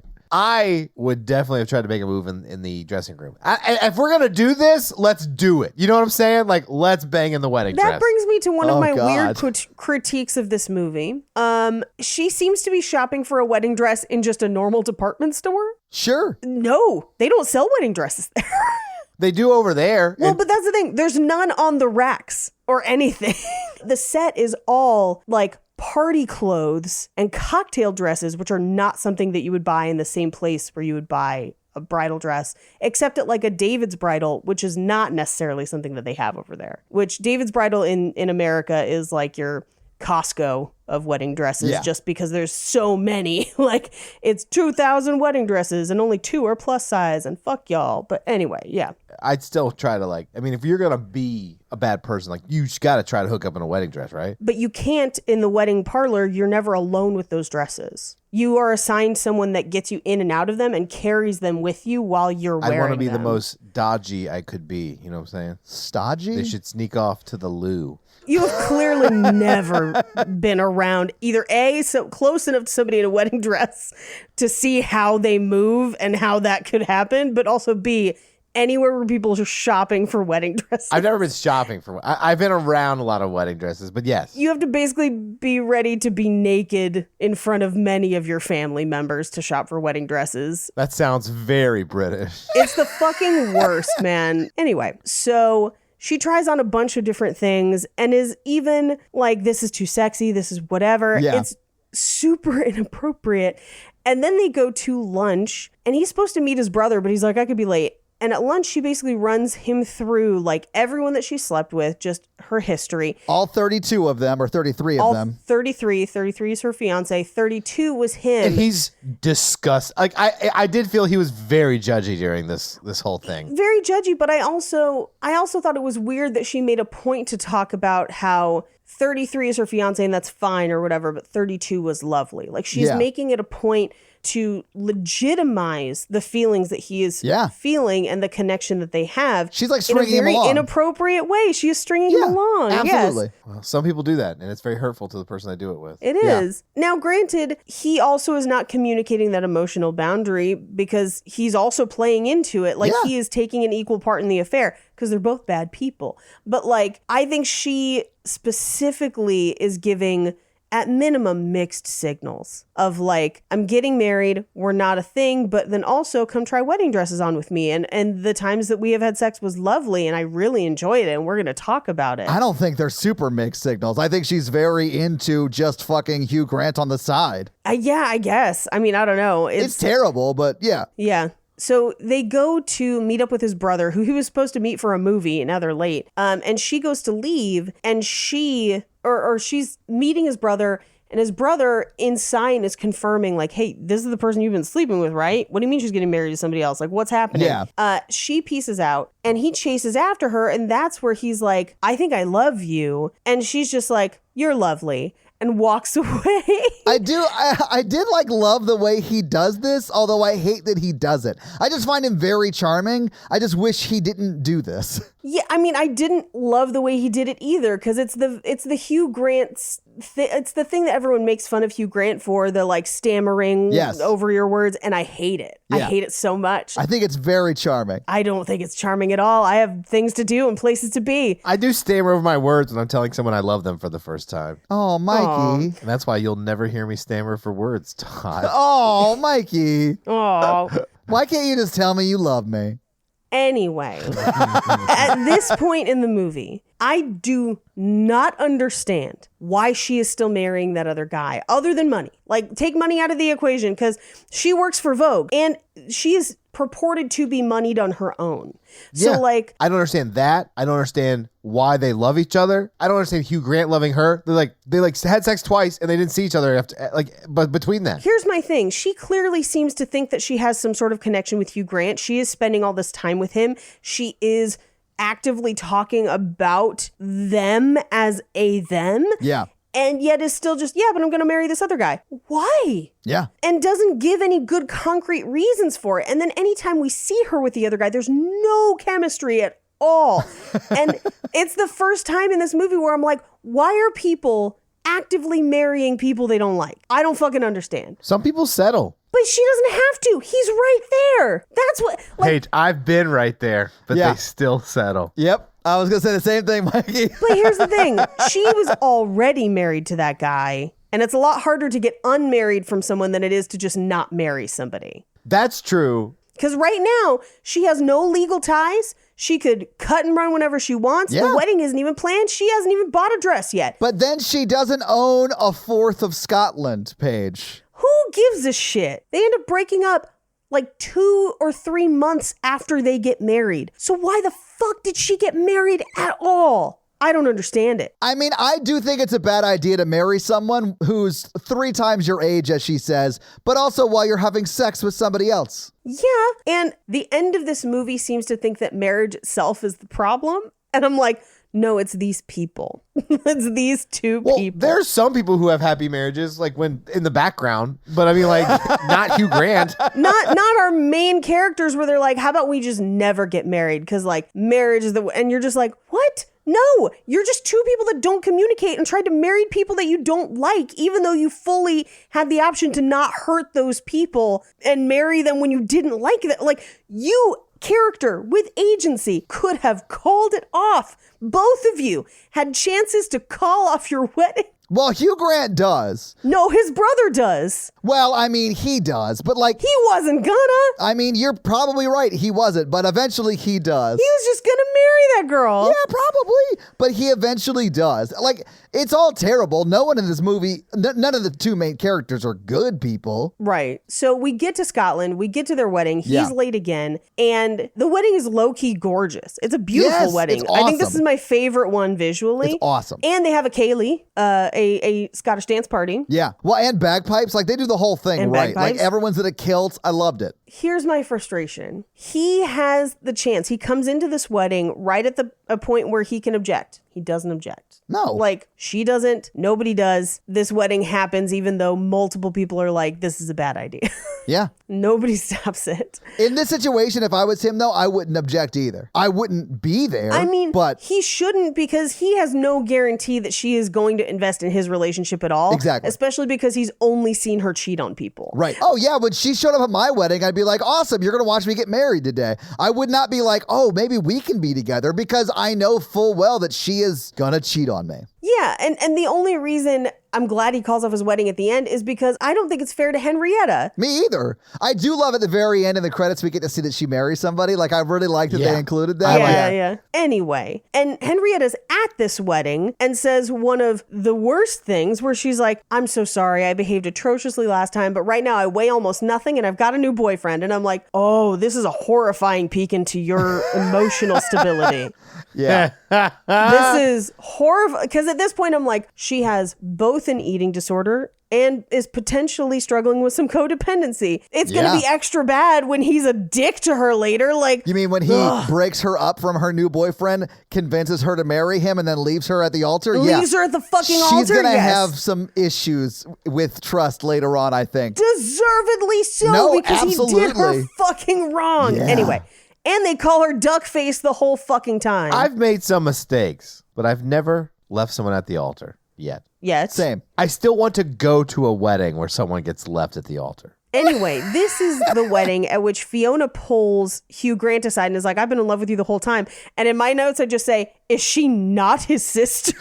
Because this is when I realized they weren't siblings. Anyway, she's like, it's always been you. And he basically holds her hand and is like, aren't you cute? I sort of like the way he handles this on some level, because I think it's clear he's not romantically attracted to her. Like, he doesn't want that. Right. But he still is sort of like there for her. I wish he had said more. Like, I don't know. because he does just sort of hold her hand and is like, that sort of sucks for you.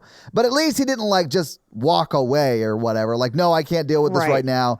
Like, what's wrong with her? She's like really cool and like gorgeous. And Well, she marries Prince Charles later. I know. I saw that. I love that. That's true. I honestly wanted, after wedding 3, for Hugh Grant and Fee to start dating, and we see some of that, and then them get married 10 months later or whatever. Maybe, except that we don't have enough build up for that through the other hour and a half of this movie. Yeah, it would have to like focus on their friendship between the other weddings and funeral. Yes. And then them get married. But like, I don't know. Hugh Grant's a horrible main character, and Andy McDowell's also pretty trash. So I didn't really want either of them to be together. So I was like hoping that Fee was like the saving grace, but she's not. Yeah, we cut through everyone else enjoying themselves at the wedding. This is where Gareth has the whole thing of like, oh, I'll get you Oscar Wilde's fax number. Yeah. Even though he's very dead. Well, and so is Gareth. Well, later tonight. so are fax machines. So are fax machines. He's got the fun dancing. Yes. And as they're giving toasts, Gareth collapses and has what we find out later is a heart attack. But it was very triggering for me as someone who, right before I got married, my now husband collapsed and had a seizure at a wedding. And that was fucking terrifying. Yeah. And it was at like kind of the same point of the wedding. So I was just like, oh God. But Gareth dies. Yeah, he died. They take him into another room and he fully dies. And then they have to go tell Matthew, because Matthew was not with them, right? And we don't see that conversation. We just see, I think it's Tom, walk over to Matthew. And it's just so sad. Like, yeah. Is brutal. And we cut to the funeral. Yeah. Yeah, basically a small funeral going from like the house to the church. And I did, I know it's because it's historically accurate, but it did really bother me when they were like his closest friend. I was like, partner, lover, like anything, but they give it nothing. I know. And that's almost one of the saddest parts of the movie to me. That's why I cried so much harder because of that. Yeah, Yes. like this guy is fully Gareth's husband. Like, Yes. it wasn't legal, but they lived together. They loved each other. They were fully like husbands.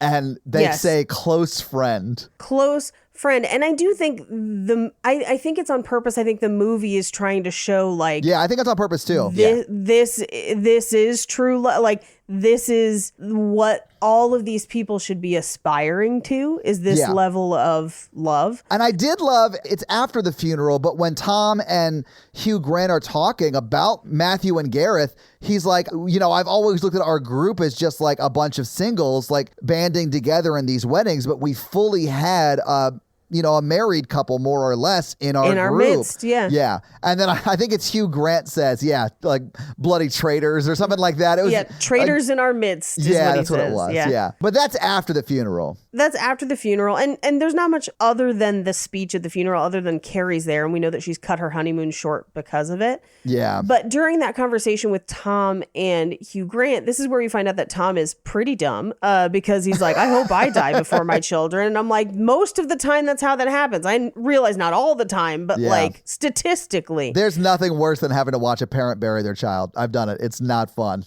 Of course not. But I also It's so sad. Him not understanding how time works in this conversation, pretty dumb.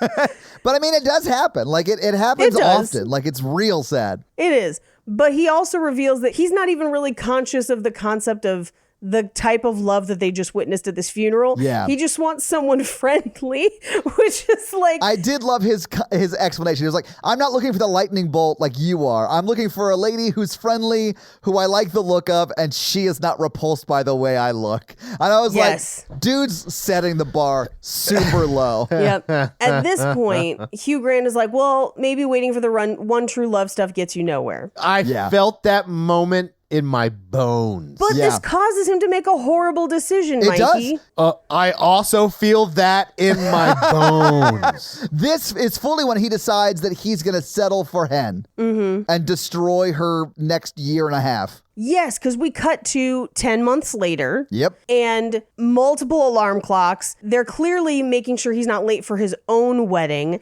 I did love the practical joke they pull on him. I thought that was beautiful. Yeah. Where they conspire to tell him that it's 9:45, but it's actually 8:50. Yeah. And so they get him to the church with plenty of time. Yeah. In fact, Henrietta's the one that's late. And Fiona gives a toast to him and Duckface because they're all still calling her Duckface behind her back, which is mean. It is. And also, it's shitty for him not to be like, hey, can we not call my soon-to-be wife that? Not call her that? Anyway, so they kind of start the wedding proceedings where like people are getting seated and he's kind of starting to freak out and get nervous. And then he sees Carrie. Yeah. And Carrie's like, oh, by the way, I'm single now. I'm just going to sit here. And he's just like, full-blown breakdown. Yeah. And it seems like he is going to just continue and marry Henrietta anyway. Yeah. And at this point, I was like, why do multiple people in this movie marry people they don't like? I don't understand. It does seem like he's wrestling with it because he goes back behind, I don't know, where the priest gets ready or whatever. Right. And he's like swearing. And I love when the priest comes out and he's like, are you all right? And he's like, yeah, I'm just doing like vocal warm-ups. It's a big church. And he goes, yeah, I do the same thing. I just use a different vocabulary. Right. I love that part because I do think he's wrestling with it. And then when he like his best man's back there with him, which I think is Matthew is his best man. And then his brother's also back there with him. And he's like, what should I do? What should I do? And his brother's like, well, you have 3 options. Yeah. You can call it off or you can get married. And I don't have a third thing. Yeah. Well, and while that's happening, Tom is seating people. He's like an usher. Yes. And this is where he meets the girl that he would eventually marry that reveals that they are fucking family. You mean his cousin? Yeah. His cousin. He meets his cousin and he's like, Thunderbolt City. I think it's his second cousin, but yes. It is a second cousin. It's just legal enough to marry, close enough to be gross. Yes. All right. Yeah. You heard it here, Giuliani. Gross. I'm sure we're going to get an email from someone who married their second cousin. And listen, if it's legal, it's fine. I'm not judging it, but you do you. I know it'll take a while because internet's slow in Mississippi. I didn't say it. You did. Anyway. I live there. I can say I was like, Mikey, where did you grow up? Yeah. Yep. Mikey's looking to be that first branch of the family tree that forks. Ooh. Anyway, so he finally gives up. Henrietta arrives. They start the wedding. And it very much seems like he's not going to fucking say anything. He's just going to marry her. And his brother, who knows about Carrie, he knows about the history. He was at the other wedding. Yeah. And he knows that the groom is struggling. he's the one who instigates it. So Hugh Grant doesn't even have the stones to do it on his own. Just like, no. He has to have somebody else do it, essentially. Well, and his brother interrupts and literally says, hey, I know what the third thing is. And I'm like, through sign language. And he asks Hugh Grant to translate. Right. And it's very much like, I don't think the groom wants to get married. I think he wants to delay because I think he's in love with somebody else. And the priest is like, is this true? Are you in love with somebody else? And then he just says, I do. Yeah. And gets punched, which, like, violence is never the answer. But I get it. Yeah. Honestly, Hugh Grant has deserved a punch many times throughout this movie. So, well, and we know that he dated her once and it did not go well. And he kind of led her along from the conversation that she has with him earlier. Yeah. That he didn't break up with her when he actually wanted to and resented her for it. And it kind of caused a bunch of stuff. Right. Then he breaks her up from whoever she was dating and happy with. Yep. Then he does it to her fucking again. Yep. Like, I think he earned, again, physical violence, not the answer, but like, he earned something. Yeah.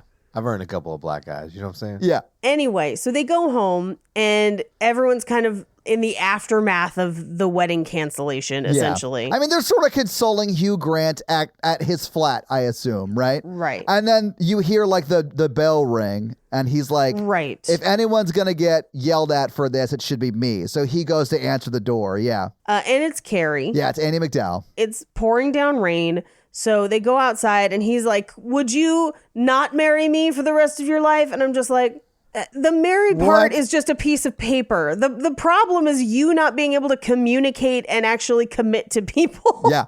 Like, what are you doing? Like, the marriage part's not the problem.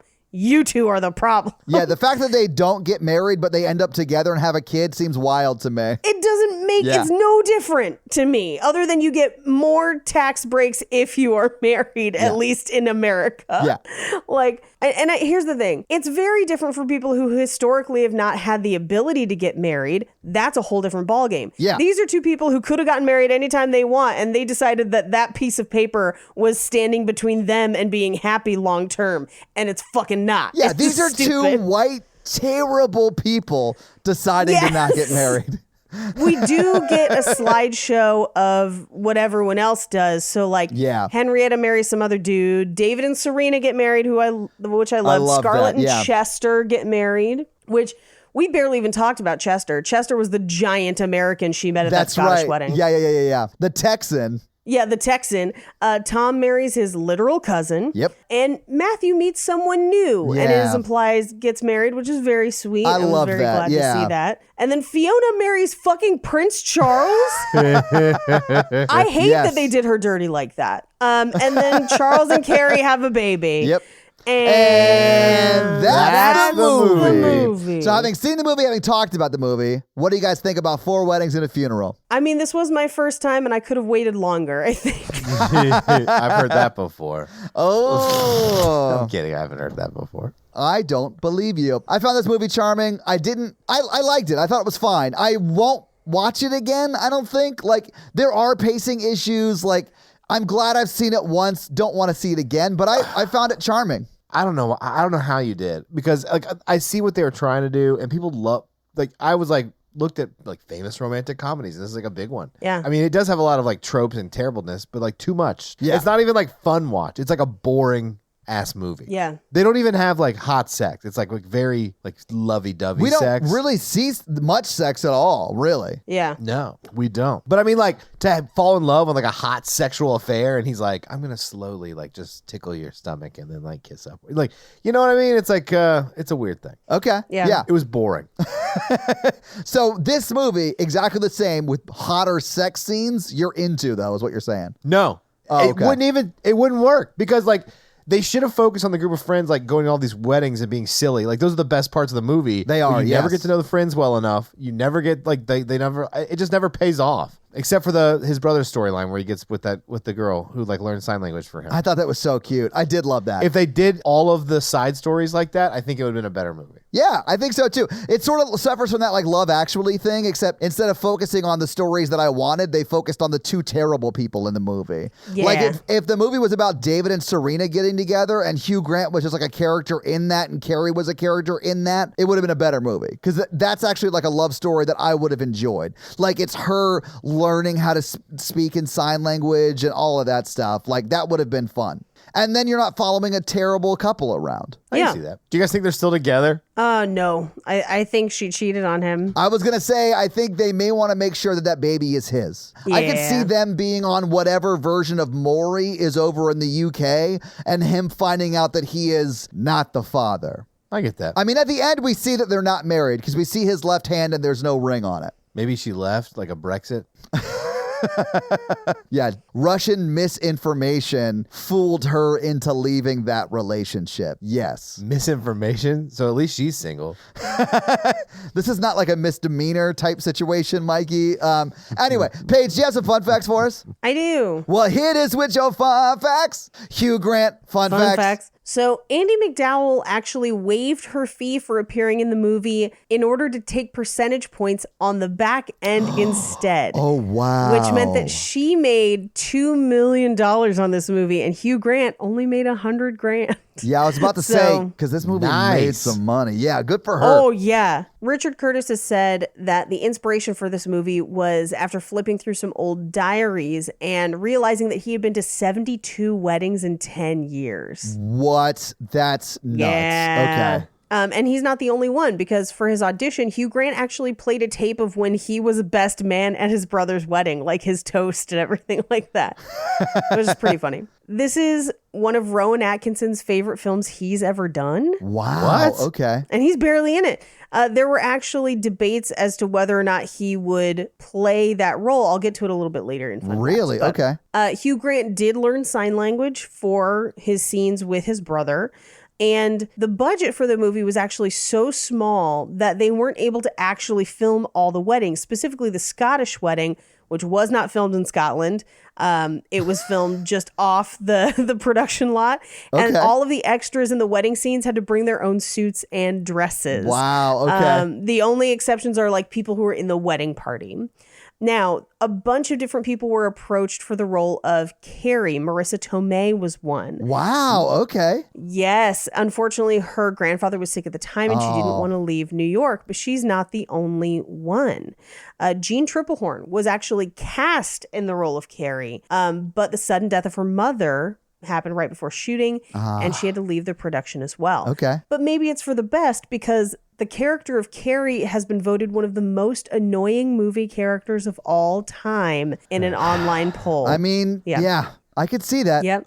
Now, Charles, Hugh Grant's role, was originally offered to Alan Rickman. Wow. Okay. That would have been a very different movie. It would have been very different. Yeah. It kind of makes more sense as like a middle-aged. It does. Well, it makes sense as like a mid-30s unmarried dude who's kind of depressed. Like when I heard Alan Rickman, I was like, this is a completely different movie, but it makes more sense to me. Mid-30s unmarried dude, kind of depressed. I mean, I can get behind that. Now, as I mentioned, they weren't sure if Rowan Atkinson was going to be able to play the role of Father Gerald. This is high Mr. Bean era. Yeah.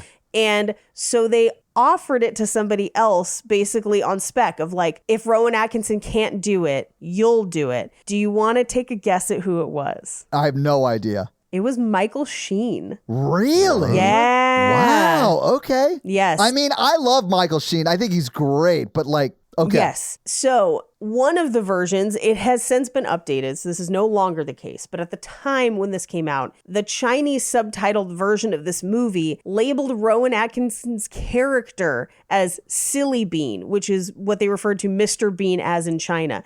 So for those first few subtitled versions, in Chinese, Mr. Bean is in this movie. This is a shared movie universe with Mr. Bean. I love it. Even though Mr. Bean doesn't speak typically, which I thought was very funny that it's like completely different. The composer, Richard Rodney Bennett, fell asleep during his first viewing of this film and had to rewind it to try and take notes Magoof. for scoring. That's not a good sign. Now, in an interview on Howard Stern in 1994, Hugh Grant actually said that many of the cast and crew didn't like the final version of this movie, including Richard Curtis, who produced and wrote but did not direct the movie. But when it became a massive hit, everyone kind of had to walk it back. But when they were making the movie, they thought it wasn't going to be good. And I think it's one of those things where this movie somehow got popular in spite of itself because it's not structured well. And it's a frustrating movie to sit through. Yeah.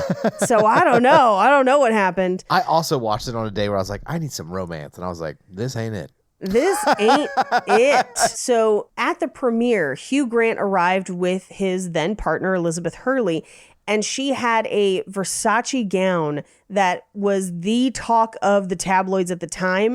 And people literally forgot Hugh Grant was there, and it upset him quite a bit because it was at his movie premiere, essentially, That is where he's so like the funny. lead. Yeah. Now, the F word is said in this movie. So many times. And again, that's Frankfurter.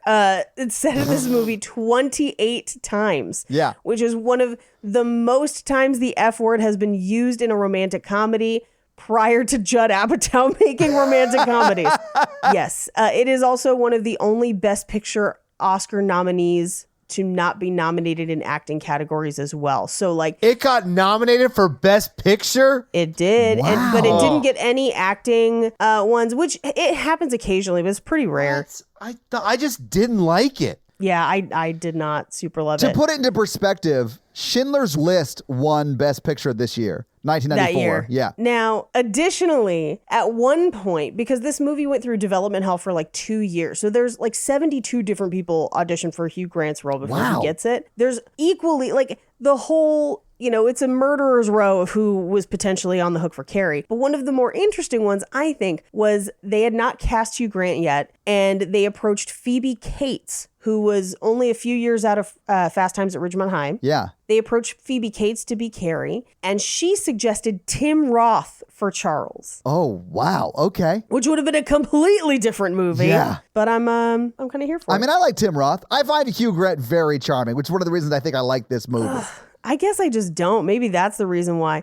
But and again, if it had been Nicholas Hoult, I'm here for it. But Nicholas Hoult would have been like He's not even baby. born. Yeah. Yeah. anyway, those are your fun facts. Awesome. Well, thank you for those fun facts, Paige. Let me hit you with some box office. So what do you think the production budget for Four Weddings and a Funeral was in 1994? I'm going to say, because the budget was supposedly really small, I'm going to say $5 million. Okay. Mikey, what I'm do you going to think? say 2 million pounds. Okay. Well, it was $4.5 million, or if you adjust for inflation, that's around $8.6 million.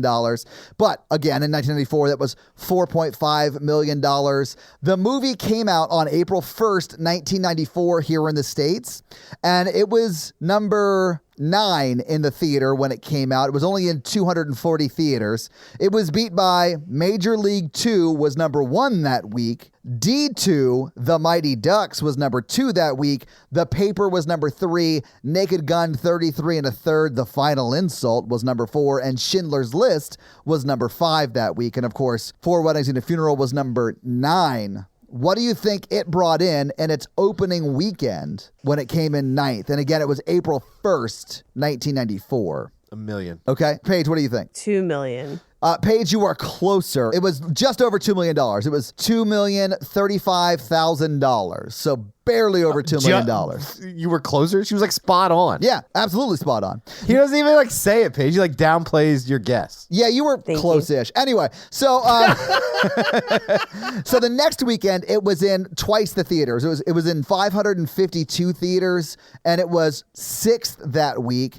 The next week, which is the week of April 15th, 1994, it was in 721 theaters, and it was the number 1 movie in the U.S. its 3rd week out. No. The second place movie was a movie called Cops and Robertsons, and it was in 1,831 theaters. Four Weddings and a Funeral was only in 721, and it made more money than Cops and Robertsons. Wild. Anyway, so it definitely did very well. How much do you think it made here in the States in its box office run? $30 million. I mean, if Andy McDowell got $2 million, I'm gonna say it's closer to $50 million. You're right. It's $52.7 million. I'm on a roll today. You On a are roll. crushing it, Paige. What do you think it made total, worldwide, domestic and international together? And when I say domestic, I mean states. Its domestic would be the UK, which is where it made the bulk of its Right. money. Yeah. It's $75 million. Okay. Paige, what do you think? I'm gonna go 120 million. Paige, you are much closer, but it was $242.8 million. Damn. And if you adjust that for inflation, that's almost $500 million. It's $465 million. But again, in 1994, it was $242 million. So this was a huge hit. Okay. So that is your box office. So this week, Mikey, you made us watch 4 Weddings and a Funeral. Paige, what are you making us watch next week? You know, I need something bonkers. I feel like we need to get back to our bonkers roots. Good. And there's a name that hasn't graced this podcast in, I would say, If you say Sandra Bullock, I No. will. If you say throw up.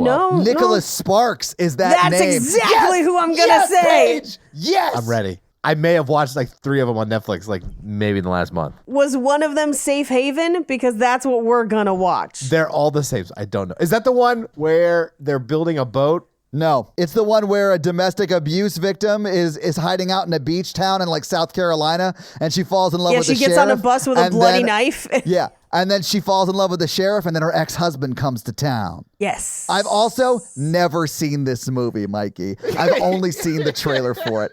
Yeah. I don't know if I've seen it or not, so I'm excited. I can't wait. Yeah. All right. So awesome. Your homework for next week is to, I don't know, scribble a bunch of gibberish down on a piece of paper called a Nicholas Sparks novel, and also watch Safe Haven while wine drunk. And then, of course, listen to our episode on it. There you go. Mm-hmm. So, Mikey, do you have a review for us to read?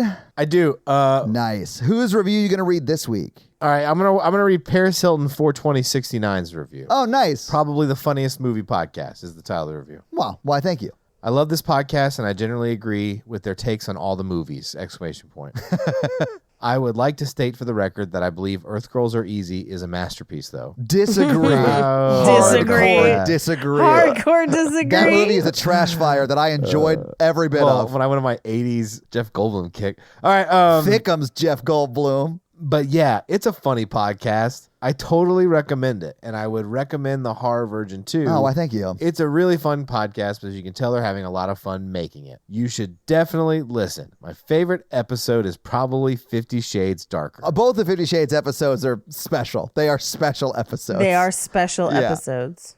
Well, Paris Hilton, 42069, thank you so much for that awesome 5-star review. And if you want to have Mikey read your review, leave us a 5-star review. So, yeah, guys, if you like this power throuple that we have here on this podcast, make sure to check out our other podcast, The Horror Virgin. And that is the only other podcast that Mikey and I are on. But Paige gets around, and she is on 2 other podcasts, Black Card Rehab and Cult Podcast. So guys, definitely check out those because they're amazing. If you want to follow us on social, we are at Romancing the Pod Show Yes. on Instagram, and we are at something else on Twitter who I just have never taken the time to learn it. It's just Romancing Pod Show because they have a character limit and it's show SHO like Showtime. So guys, check that out as well. And if you want to follow us all individually, Paige is at Rampage Wesley everywhere, including TikTok, except for Twitter, where she is at Paige Wesley.